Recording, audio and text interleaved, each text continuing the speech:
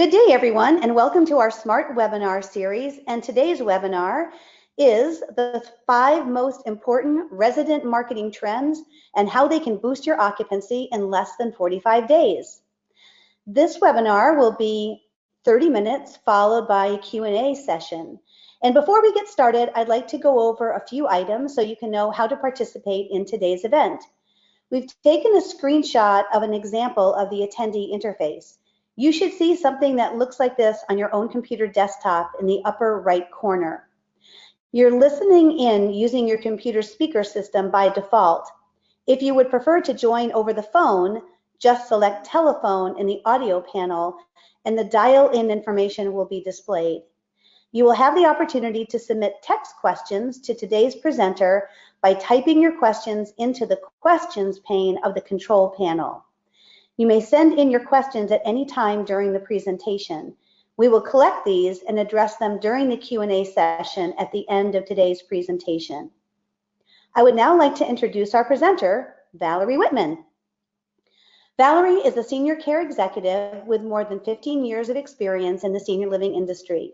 She has worked as a regional director with Benchmark Senior Living and a national senior care operations director at care.com. Valerie helps senior care providers maximize their customer acquisition and retention strategies using proven lead generation solutions. Welcome, Val. Thanks, Debbie, and good day to everyone. Thanks for your time today. As Debbie mentioned, I've been in the industry for about 15 years. Started as a community salesperson and really didn't know much about senior living at all at the time, really, so kind of grew up in the industry. And the last few years I've been with LeadingResponse. LeadingResponse is a client acquisition firm, been around for 25 years, and in the last 3 years have been in the senior living vertical. The other verticals that they are in all share the same consumer segment. So it's that baby boomer, pre-retiree, retiree, and there's quite a bit of data that we've been able to cultivate. And of course, we'll go through a couple of specific data points today as it relates to our senior living clients and what they're seeing. So let's go ahead and jump in. Before I get started, I just want to talk about the handouts. So you will be receiving via email these 2 handouts, one being the special report, which is the financial profile of prospects attending community events, and then also the trends, the 5 trends that we'll be talking about in greater detail today. So just to kind of set the stage in terms of the responder profile data, and then I'm going to have Debbie do a couple of poll questions so we can get a sense of where folks are at. The data that we'll be talking about today is comprised of 2017 data, which was 250,000 prospective residents, including their adult children and caregivers that we invited to our senior living clients' community events. 20,000 is the number of prospects that attended a community event and participated in our survey nationwide. And then 27 is the number of unique demographic elements in the profile. And so I'm going to pause there and let Debbie start the poll questions, which we have 5 of. Debbie? Okay, so the first poll that everyone can start responding to is, on average, how many attendees do you have at your current marketing events? So you can select 10 to 20 attendees, 20 to 30 attendees, or 30 plus attendees. So I'll give everybody a little bit of time to tell us how many people generally attend marketing events. All right, so we have about 80% of folks have answered, so I'm going to go ahead and close the poll. And the results are that on average, the most common is 10 to 20. About 43% of participants get 10 to 20 folks in. The next number being 37% tend to get 20 to 30 attendees, and 20% tend to get 30 plus attendees. And our next poll is, are you incorporating consumer behaviors into your lead generation process? So this is a quick yes, no question. So when you're looking at lead generation and using events to generate leads or nurture leads, Do you also get into consumer behaviors as part of your strategy? Okay, the results are coming fast and furious. And all right, so we're going to close the polls and share the results. So about 68%, Val, do incorporate consumer behaviors into the lead generation process, and 32% do not. The next question, next poll, so we can understand the audience a little better, is are you targeting beyond basic demographic data such as familial connections and ailment data? So are you going deeper than that kind of basic demographic data? Okay, everyone's answering. This one's a close one. All right. So at this one, it's pretty close. It's almost the same. 53% say yes, they are going beyond basic demographics. 47% say no, that's pretty much, the level of their kind of data mining. Next poll question is, how many of you are currently hosting marketing events offsite in a neutral setting? So let's see if people are doing mostly on-site events or mostly off-site events, or some balance of both. So how many of you are currently hosting marketing events off-site in a neutral setting?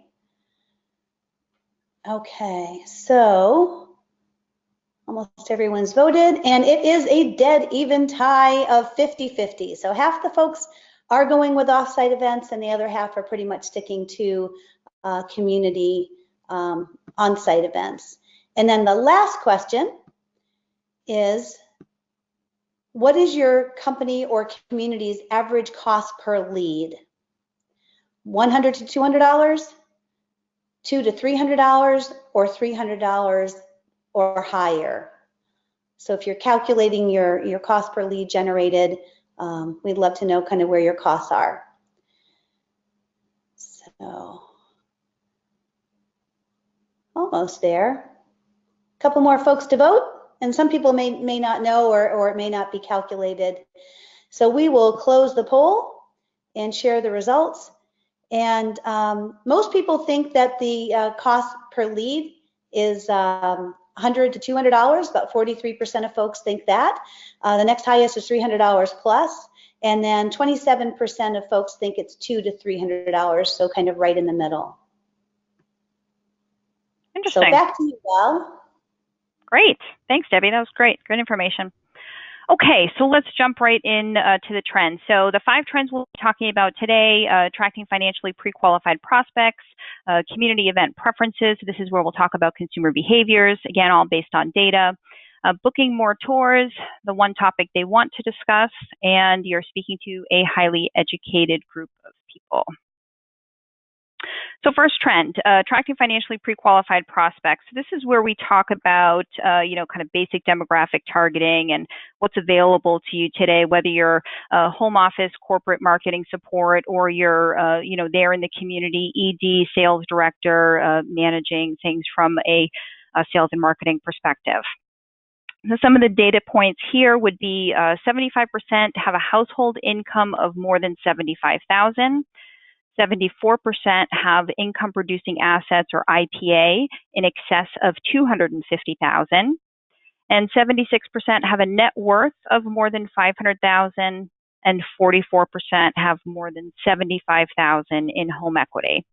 So let's talk a little bit more about each one of these. So, household income, oftentimes we find when we start working with clients, they think, 75,000 is fairly high. And of course that, ranges throughout the country and certain demographics and certain affluent markets. But what we find is that folks, again, from a very hyper-targeted perspective, and this is the importance of going beyond basic demographics, particularly with that financial criteria, is that, people have the Social Security income, but they also have the income from their income producing assets, which is that second line there, the IPA. So when they have, 250,000 or more, then of course they're getting income from that as well. And so, it's not difficult to find when you are doing that hyper-targeted effort beyond that basic demographic cohort of age, income, and proximity to community to be able to find these people, these, highly financially qualified folks. So then when we look at the second stat there, the income producing assets, a couple of things to keep in mind about this. Income producing assets are not part of the typical basic demographic. So if you're doing any type of purchase lists or just, your own efforts in terms of mining your lead base, you want to make sure that you have this data select because this is important. Income producing assets do not include the home asset. So that home asset would be in addition to the income producing asset. The other data select that's important, more particularly for CCRC life plan communities, would be this net worth. So the 76% that have a net worth of more than 500,000 or more. So that net worth is when you're looking at their overall worth. So home asset, of course, would be included in this.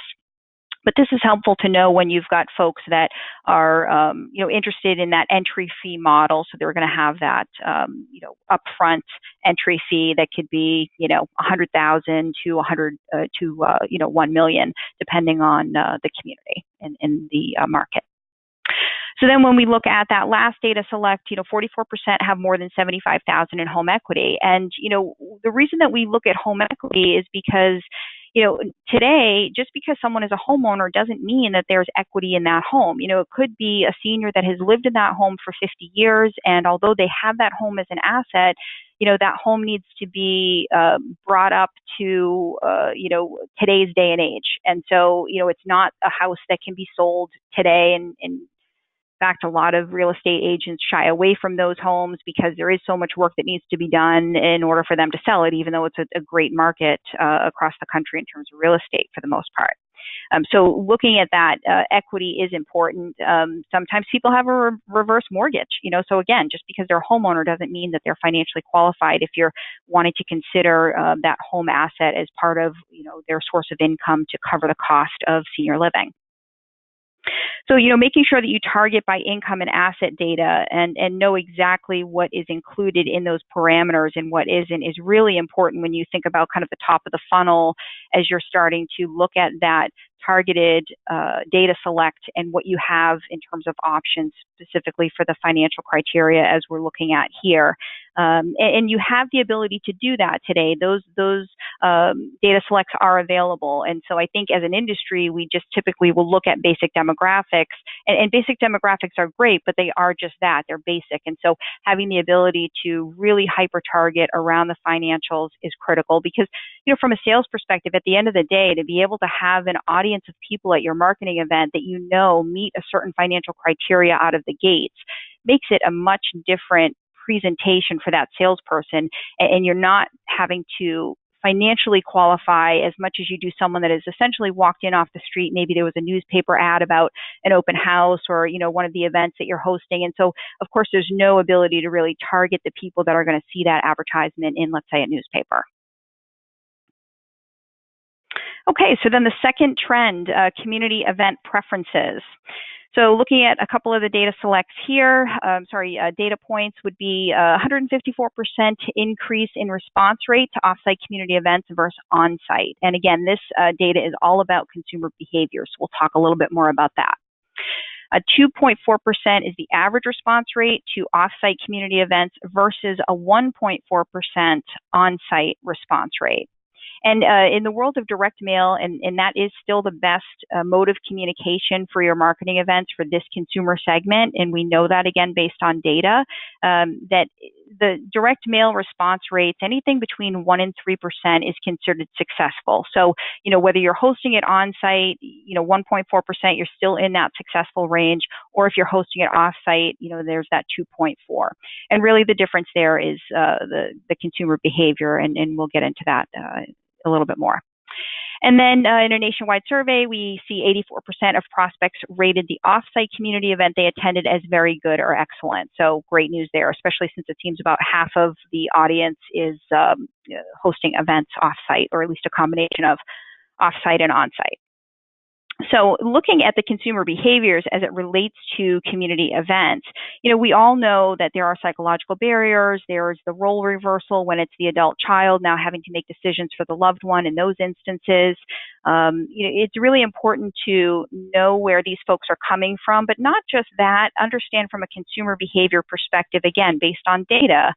And so what we see is, the clients that are hosting off-site and achieving that 2.4% response rate versus a 1.4 on-site are finding that the people are, looking at it as a neutral location. So these are people that are not willing or comfortable to go on site as their first interaction with the community team. They don't know what to expect. There's a lot of misperceptions in our industry, as we all know. And so, being able to play to those consumer behaviors and hosting the event, and it's an educational event because, again, we know we really need to educate folks and help build a relationship, and you can do that by the face-to-face event, is, hosting at a social setting. So anything that's Italian, American, middle of the road cuisine within a 10 or 15-minute drive time of the community is what we really see yield these high response rates. And of course, all of those different variations within the consumer behaviors are important to implement so that you have that highest response rate. So, it's that combination of the very hyper-targeted effort that we were just talking about from a financial perspective, as well as some of the other criteria we'll talk about in a few minutes. But then also, again, incorporating the consumer behaviors from a strategic perspective into your marketing events and, the developing of those events so that you can yield that highest response rate. It sounds like from the polls, 10 to 20 is the highest that we're seeing from the group on the phone today in terms of attendees coming to events. And I can remember years ago, being in the community sales role, we all know that there's just as much work that goes into these events, whether you get 50 people to attend or you get 20 people to attend. And so, the goal of the event, of course, is to educate people, to meet people, to increase our lead base, to either have them there on site and see the community or meet them off site in that neutral location where their anxiety levels are low and they're in learning mode. And there are a group of people, as you can see from the data here, that are willing to attend in that neutral location versus having their first interaction be on site meeting you at the community. And, something else that I want to talk a little bit about would be something that comes up a lot with our clients in terms of these events and having a guest speaker or not. And so, for example, if it's memory care, standalone memory care community, and that's the focus, then certainly guest speakers can be great depending on the topic, especially if it's clinical in nature, of course. But what we find from the feedback from these attendees is that really the education around senior living and the topics that they want to learn about. And these topics are, the basic questions that you generally hear from families when you're meeting one-on-one. So it's things like, how do we know when is the right time, whether you're looking for yourself or a loved one, so whether it's independent living or it's assisted or memory care. What are the costs? How do people cover the cost? How do we have the conversation with our loved one? How do we get the other family members on board? All of those typical things that you work with families on a one-on-one basis, those are what we see as, the strongest kind of topics for these events. And so, the presenter at these events should really be the person that's going to be working with these families moving forward. Because again, you want to be able to build a relationship, and from a consumer behavior perspective, it's critical that you're able to make that connection with folks. But then also as you're working with them beyond the event, they're going to see you as an expert because they sat through your presentation, they learned more about senior living and about your community specifically, and now they're looking at taking that next natural step. And so again, from that consumer behavior, you want to see them in a light where it's neutral for them, and then they're more advantageous to meet with you afterwards in terms of coming on site for the tour and the one-on-one meeting where you can do your discovery and help that family more specifically. Then a couple of other key consumer data points would be the days of the week and the times that you host these. And so, on occasion, we'll have clients that want to host, a Sunday brunch because, their current residents and family members really enjoy the Sunday brunch that they do. And that's all well and good, and I think that that's great, but unfortunately what ends up happening, and this is where the data really plays a role, where you really need to hear what the consumers are saying, you'll have a very hard time getting people to attend, when I say people, upwards of 100 leads, for example, to attend a Sunday brunch. And that's because from a consumer behavior perspective, we know that whether it's the adult child or the potential resident, Tuesday and Thursday are the best days of the week to host these events. And 6 or 6:30 p.m., either of those times have the highest response rate. And the reason for that is, of course, from an adult child perspective, that demographic is typically 55 to 69. So oftentimes those folks are still working. They're involved in other things, whether it be in the community or with their grown children or, high school age children. And it's harder for them to attend. So when we see a client hosting at 5 or 5:30, you can put those results up against a 6 or 6:30 time frame, and you'll see that they have a stronger response rate. So again, playing to the consumer behaviors, Tuesday, Thursday, best days of the week, 6 or 6:30. And then also those general topics that we just mentioned, again, based on the data, those are the things that they're saying, we want to learn about these things. This is the type of environment we want to learn them in, and these are the days of the week and times that we want to learn. And one thing I want to speak to here in terms of offsite versus onsite is what I would call plate lickers. And so for folks that have hosted offsite versus onsite, again, if you are using a very targeted approach, particularly from a financial perspective, these folks that you're inviting to attend an offsite event, which would be, an Italian-American middle of the road, as I mentioned, somewhere within a 10 or 15-minute drive time of the community, because again, consumer behaviors tell us they will not drive more than 10 or 15 minutes to attend an event like this. These are folks that can afford to dine at that restaurant on their own. They don't need to sit through a senior living presentation and sit amongst other people that although are in a similar life situation as them, are strangers. And so, very rarely do we get feedback from clients that says, these people were here just for the free food. And again, if it was a mass type of effort in terms of your marketing approach, if it was a newspaper ad, then unfortunately you will get some people that were there just for the free food, because you don't have that ability to do that hyper-targeted effort at the top of the funnel that we talked about. So that's something to keep in mind, that a $30 per person meal, an Italian or American middle of the road cuisine, will yield you that 2.4% response rate, versus doing it on site. Sure, you'll save on your raw food cost. That's typically around $10 per person, but you're not going to yield as many new leads. You're going to yield that 1.4% response rate. So, it's important to have that data so that as you're making your decisions and your marketing plans between doing offsite versus onsite, or a combination of both, this is what we mean in terms of incorporating consumer behavior in your strategy. Okay, so the third trend, booking more tours. So a couple of data points here to talk about. 85% of the prospects attending an offsite community event were asked to schedule a tour, which is great. That's certainly an indication to us that the sales teams doing the presentations are talking about the next step and encouraging people to come on site and schedule a tour. 74% agreed to schedule a tour of the community hosting the offsite event. And 80% said they would recommend their friends and colleagues to tour the community hosting the offsite event. So in talking a little bit more about these, the group of folks that are attending these types of events, again, from a consumer behavior perspective, they're having the opportunity to build a relationship with your community team. They're getting the education that they need, and they're overcoming a lot of the misperceptions that they walked in the room with. And so then that next natural step is for them to schedule a tour.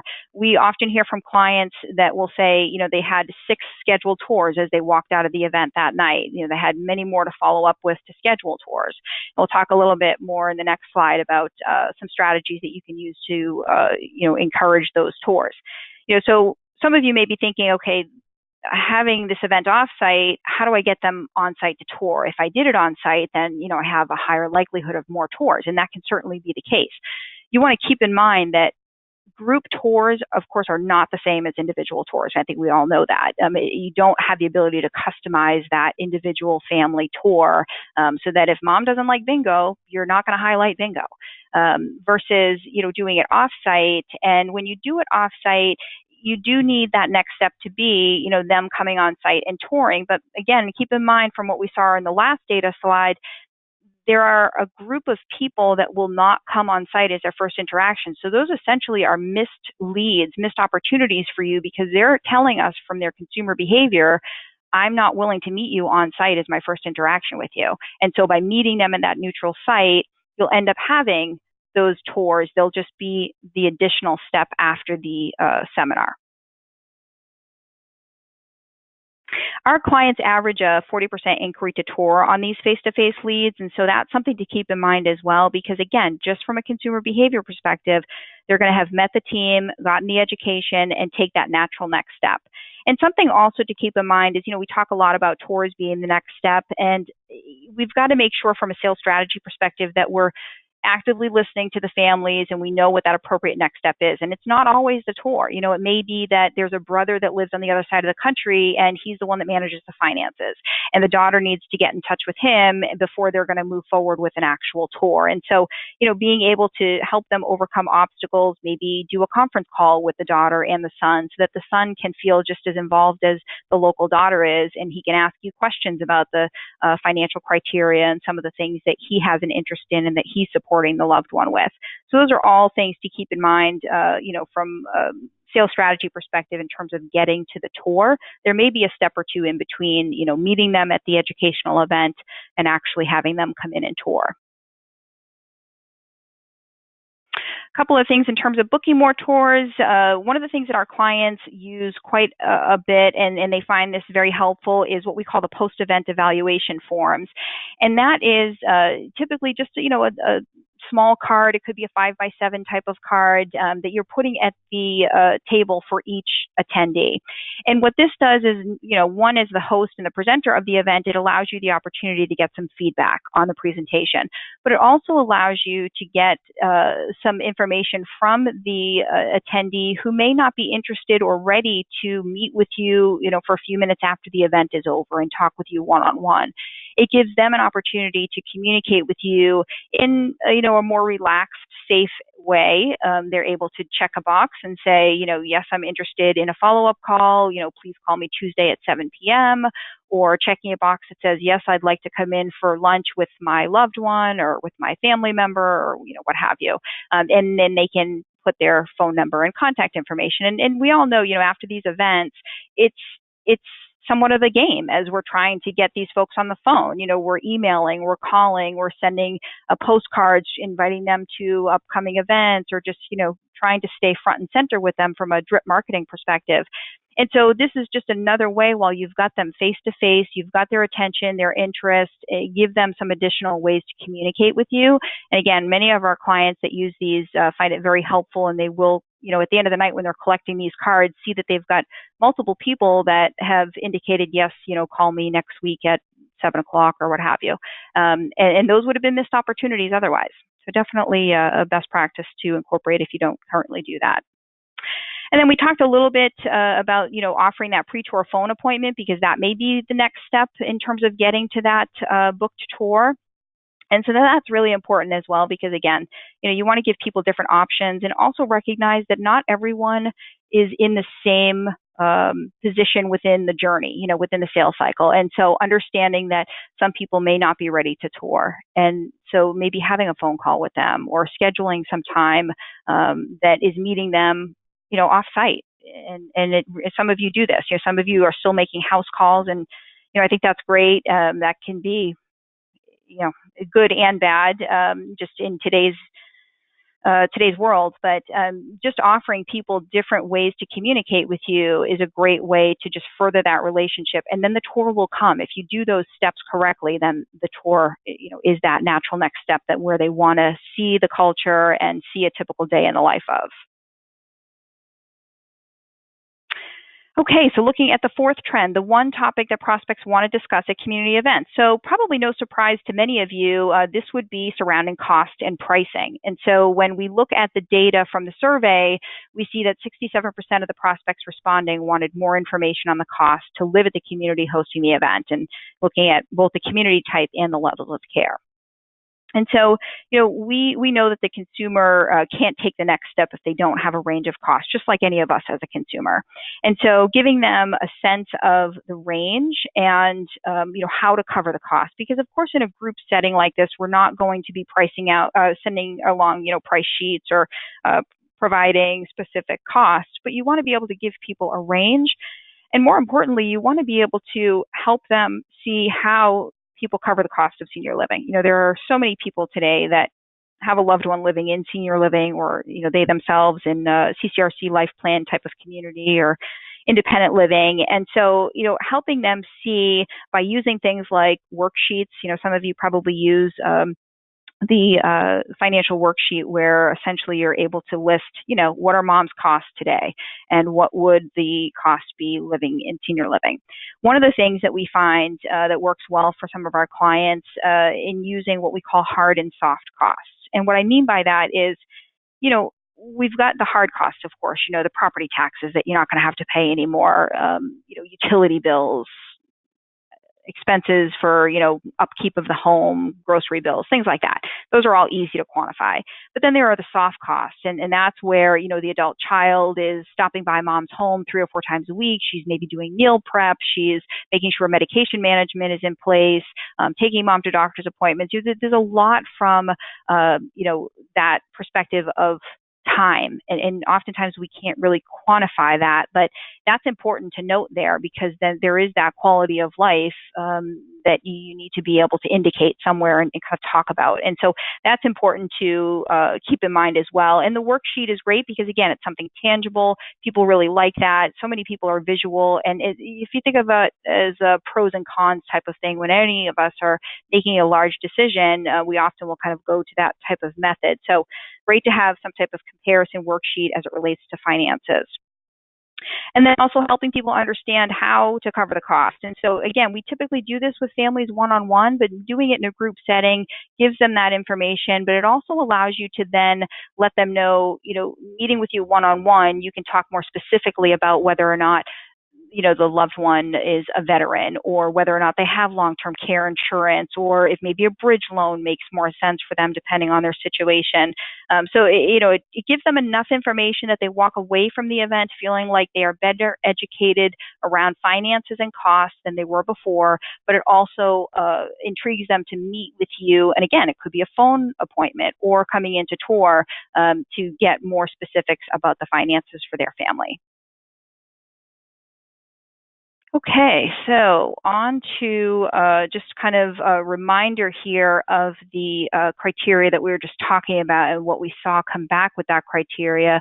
75% have a household income of more than $75,000, 44% have more than $75,000 in home equity, 74% have income-producing assets, or known as IPA, in excess of $250,000, and 76 have a net worth of more than $500,000. So you can see here that there are, taking that very hyper-targeted approach, there are quite a few folks that are very financially qualified. And again, that's just from a financial qualification perspective. And so we'll talk a little bit more about some of the other targeted efforts that you also want to consider that are beyond that basic demographic. And those basic demographics being, again, age, income, and proximity to community. When you then layer in those additional financial criteria, like we just talked about, you are then going to look at things like familial connections and ailment data. And those two things are very important as well, because, again, you want to really be able to hyper target as much as possible. And so familial connections are demographics of the senior and the adult child who lives in the same proximity as the senior. So we know that many of the folks that are moving into senior living have an adult child that lives close by. They've either stayed and that's where they grew up in that area, or the adult child moves back home to be closer to the loved one, or vice versa, and the loved one is now living close to the adult child. So that's data that you can get in your primary market area to also be able to target. The other thing would be the ailment data. And so this is important because again, looking at that targeted effort, now that you know that folks are financially qualified, you then want to take that group of financially qualified folks and then look at it a little closer, again, with the familial connections, but then also the ailment data. So, for example, looking at self-reported data where the adult child indicates that they have a loved one that suffers from, the typical ailments that we see in senior living. So it's the dementia, Parkinson's, CHF, COPD, diabetes, any of those things that you tend to see folks coming in with. And again, that just gives you a better prospect to have invited to the event and be able to educate and then, move forward and be part of their journey. So the fifth trend, looking at the education of folks. So we see 64% of the prospects attending offsite community events have an undergraduate or graduate degree. And so, for anyone that's been in the business for 5 years or more, I think you would agree that there's a shift in the consumer. At the end of the day, senior living is more well-known. There are less people out there that don't either know someone, whether it be a neighbor, a coworker, a family member that has, someone living in senior living or themselves living in, a retirement community. And so there is more awareness about it. I mean, even in this past year, there's now a category with J.D. Power. And so it's great news for us as an industry. But again, you want to keep in mind who's attending these events and what the consumer behavior looks like for those people. And so as we just talked about some of the different consumer behaviors and what we saw there, keeping in mind that these are people that are highly educated, and so you have to meet them where they're at. You have to make sure you're doing the active listening, make sure that you're communicating with them in a way that makes sense for them. So I'm sure some of you have seen that, you're having conversations with an adult child via email because they don't have time to get on the phone with you, never mind time to come in and tour. And so, meeting them where they're at will definitely help support them and, of course, support you from a sales and marketing and occupancy perspective. Okay, so just want to review a case study here, and we'll talk a little bit about the difference in conversion rates with lead sources. And so this is a case study of a client of ours who has an AL memory care community in Lincoln, Nebraska, and they executed a campaign. It was an offsite campaign in January, and you can see a snapshot there of what they achieved in terms of response rates. So just to give you a quick rundown, their unique leads were 94. And the tours generated were 36. They had 7 move-ins, and that was between January and September. So, the inquiry to move-in rate in this case was 7.5%. Our face-to-face events for our clients average an 8 to 10% inquiry to move-in. And the reason that I mention that is because, as we're looking at the different lead sources that are coming in and looking at our marketing strategies and, of course, the costs that are different, and we asked one of those poll questions in terms of the cost per lead, is because not all leads are created equal, and of course we know that. So looking at the face-to-face leads, if you're not achieving an 8 to 10% inquiry to move in, then you want to, kind of go back to the drawing board and look at what are you seeing and what are you doing from a targeted perspective, and again, incorporating consumer behaviors. But then also looking at the different lead sources and their inquiry to move in percentages. So for example, the professional referrals. We all love getting the professional referrals. At the end of the day, unfortunately, they're fewer and fewer between for a couple of reasons. One, anyone that's tied to a hospital system, they're less inclined to just mention a community down the street. They also don't have time to keep up with the latest community being built down the street, who the DON is at that community, if they know anybody at that community. I mean, there's just so many reasons that, a discharge planner, for example, may hesitate to recommend 1 or 2 places. And then some of these leads are going through digital aggregators, and so they're coming to you through that avenue versus direct to your, community sales team or to your resident care director as they did in prior years.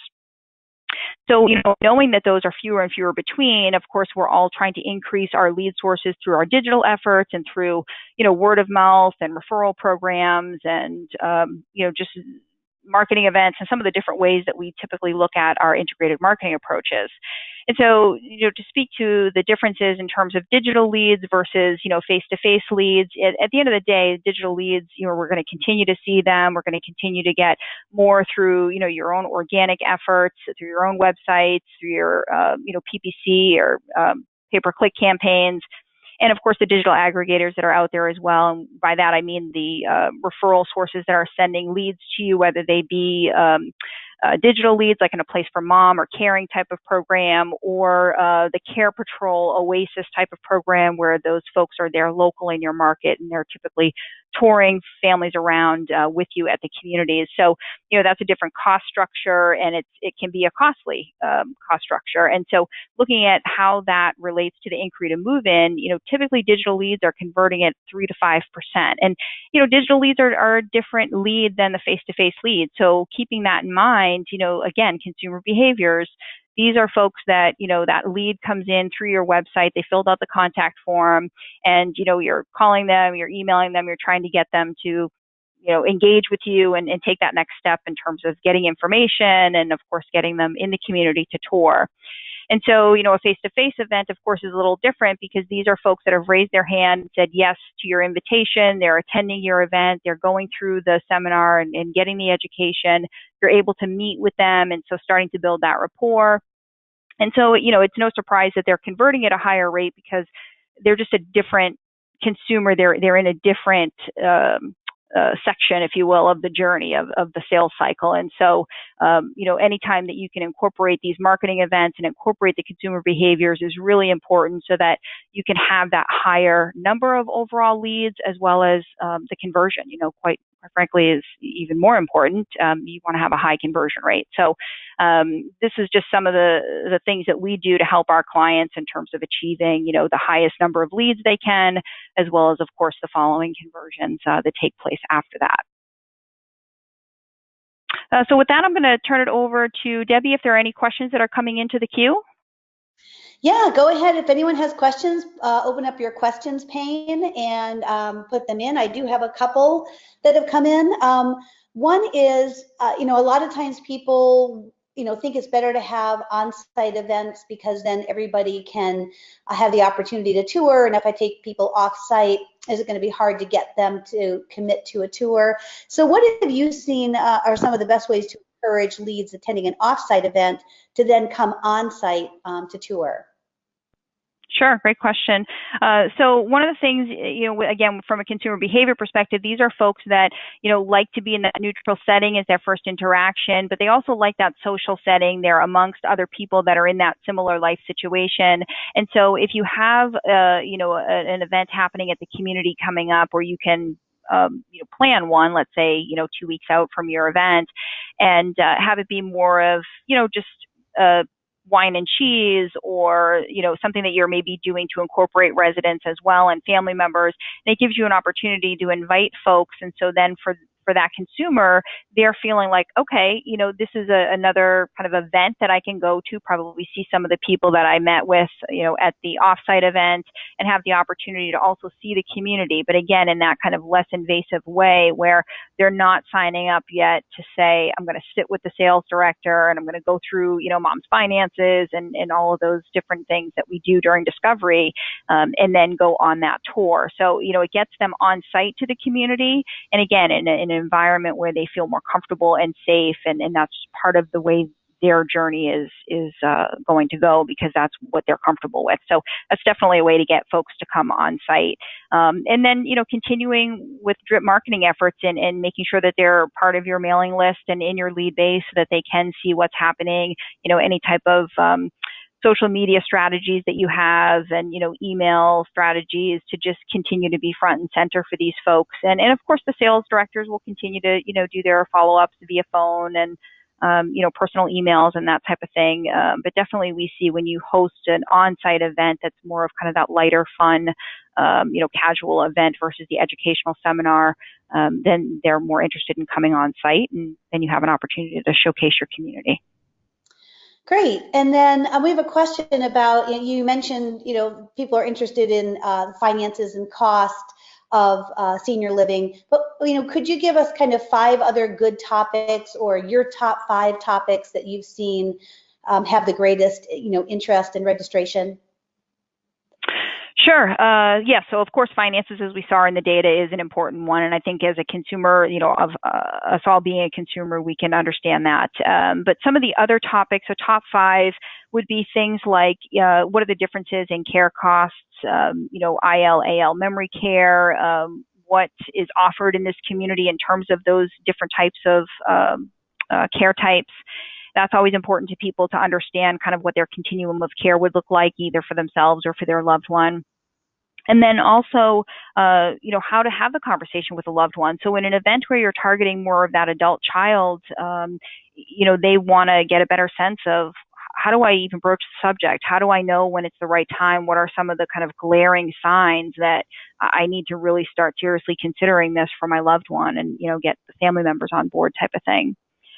Also looking at, culture and staffing and retention. People want to know, what is your track record essentially? And that's back to that, more savvier consumer, and they have the ability to go out and see some of this data nowadays, whether it be, social media. They can see what people are saying, or, what the retention rates look like. Some of these people will ask those questions as they're touring around, and rightfully so. I mean, I think we all would as well, as we were looking at senior living community. And so, speaking to really what makes you different for, being ABC community amongst all of these competitors, and most of us have, at least a handful of competitors today.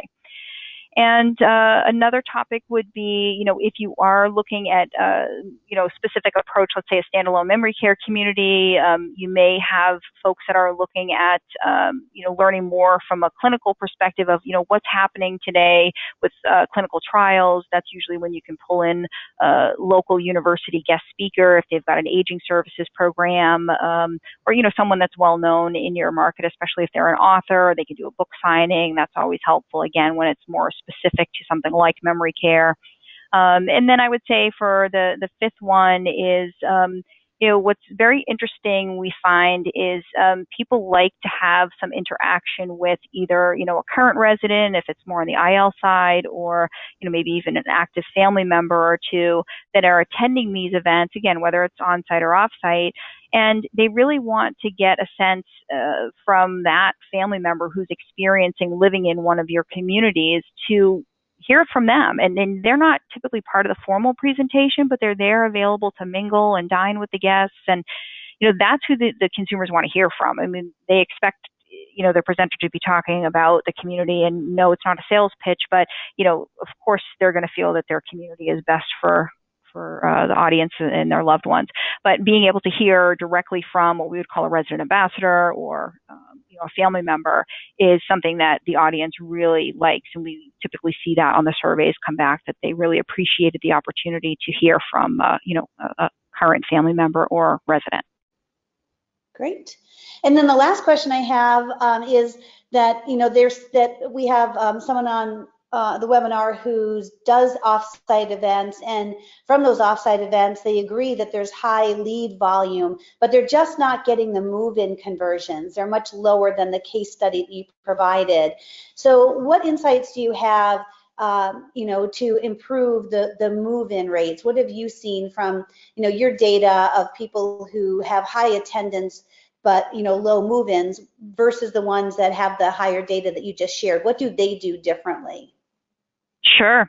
And some of it comes down to sales cycle. So depending on what the product type is. So of course we all know, an independent living lead is going to convert, a longer sales cycle than AL or memory care that's more care needs based. But, what we tend to see is when the education and the presenter and everything is kind of aligned in that first impression and that first interaction with them, that is really critical, out of the gates. But then also the lead cultivation, and in a way that makes sense for those families. And again, it's going to be different for every family depending on where they're at in the journey. And so, continuously connecting with folks in different ways and being able to invite them on site to come to something that's a little bit more casual, like we talked about, that's not that educational seminar, since they already sat through that, and just continuing to cultivate those leads like you do your other lead sources. And so, everybody in the room at an offsite event is going to be in the different sales cycle. Some are just starting their research, some are actively touring communities, some have a need. These are typically not people that have a loved one that is being discharged from rehab on Friday, because again, those are going to tend to come through professional referral sources or through aggregators. But these are folks that from a targeted efforts perspective, they have the qualifications, and it's a case of, when are they ready to move? And so I know as an industry, and I can remember the days of, we all want the hot leads that are ready to move in within the next 30 or 60 or even 90 days.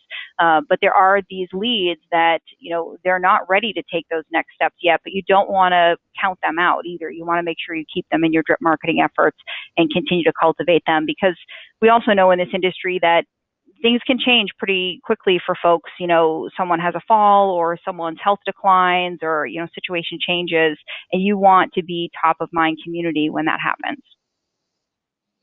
Great. So it's a lot of just continual reinforcement. It's not just about the event and what you book at the night of the event, but it's actually just that continual reinforcement. I know that we had a client who did an event in a very rural market, which I couldn't believe. Even 50 people came, and then there were 10 on the waiting list. So that was interesting.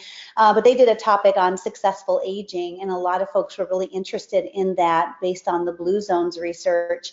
And I think with that, had there been maybe a coupon that they could have given out for a gourmet to go of a really wonderful, nutritious, farm to table type of a gourmet meal, that might have encouraged them to come back. It would tie into the event itself and the topic, and kind of keep them engaged. And also, if they had a successful aging guide for that market that they could hand out, as a resource. So it's really about integrating all of these events and having lots of touch points kind of built into the strategy. I would think that would, make these conversions higher.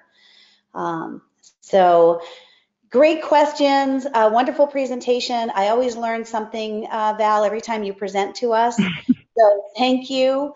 Everyone will be getting a follow-up email. We'll have a recording of today's presentation. It'll have a copy of Val's deck. It will have, I think, the handouts as well. And here's Valerie's contact information. So if you'd like more information on LeadingResponse, and you can certainly reach out. And we appreciate everyone's time today. And Valerie, thanks so much for presenting, and thanks to all of our attendees for joining us. Take care. Thank you. Have a great day. Bye-bye. Bye-bye.